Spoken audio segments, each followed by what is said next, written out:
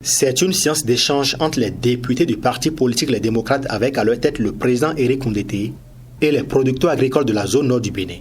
Cette rencontre qui a eu lieu le lundi 3 avril 2023 à Parakou vise, selon les initiateurs, à s'imprégner des difficultés des populations à la base en ce qui concerne la décision du gouvernement interdisant l'exportation des produits tropicaux, dont le soja, les noix de cajou, et de savoir dans quelle mesure les défendre. Le produit intérieur qui brut, le bénéfice, je ne sais pas quoi, les marges pour le gouvernement, les impôts pour le gouvernement, les taxes pour le gouvernement. Les taxes ne se prélèvent que sur une plus-value existante. Elles ne se prélèvent que sur une production existante. Si quelqu'un n'a pas produit le soja, si quelqu'un n'a pas produit l'anacarde, est-ce qu'on va le taxer? On ne le taxera pas. Ce que nous voulons, c'est faire en sorte que, les gens qui produisent vivent. Deuxièmement, que le pays continue de produire, qu'il ait des ressources à exporter pour avoir des devises et continuer à acheter ce que nous ne produisons pas sur le marché international. D'avoir donc un pays qui est en équilibre avec lui-même, qui dégage de la plus-value et qui existe pour assurer ses charges de souveraineté. L'essentiel de la rencontre se résume aux interventions des producteurs venus de tous les coins du Septentrion.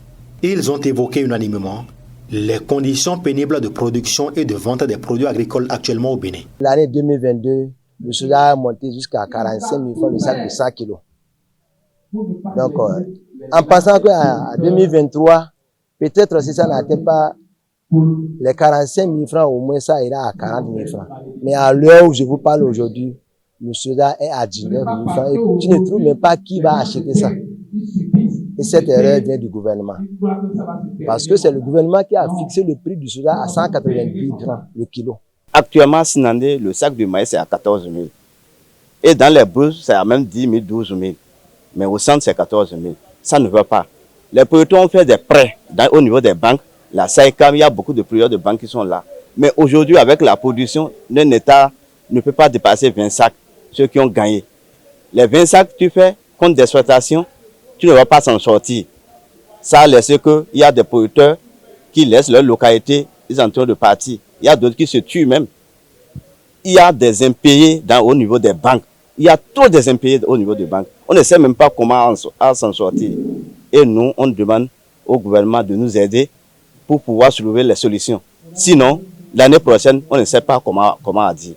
Les députés démocrates ont fait des suggestions aux producteurs et promettent également jouer leur partition pour qu'une solution soit trouvée aux préoccupations. Je ne sais pas dans quelle loi de la République un douanier peut arrêter un véhicule en plein territoire, un produit au Bénin, en plein territoire. Il n'est pas à la frontière pour amener, et c'est sur le territoire de l'équipe Parakou quand le douanier vient arraisonner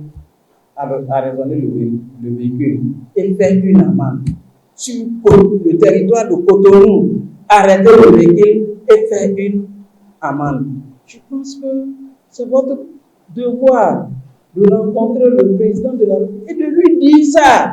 Peut-être que lui n'est pas informé. Allez lui dire ça. Je vous fais cette suggestion. Et nous-mêmes, en tant que députés, nous allons jouer notre partition. Nous ne sommes pas venus ici pour rien. Nous sommes venus pour entendre et pour dire. Nous sommes venus entendre pour agir.